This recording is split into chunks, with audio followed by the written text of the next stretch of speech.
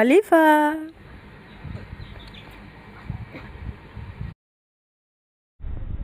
এদিকে আসো, এদিকে আসো। তুমি কোথায় যাবা বলো? আসছো?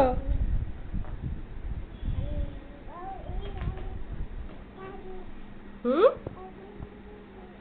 দাদি দাদি বাসায় যাবা?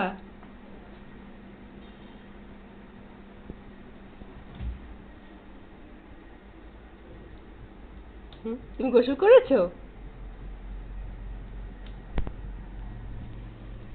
কোথায় যাও? একা একা যাও? দাদি বাসায় একা একা যাও? তাহলে ড্রেস পরা লাগবে না? সুন্দর করে সাজু করা লাগবে না? হ্যাঁ, আসো।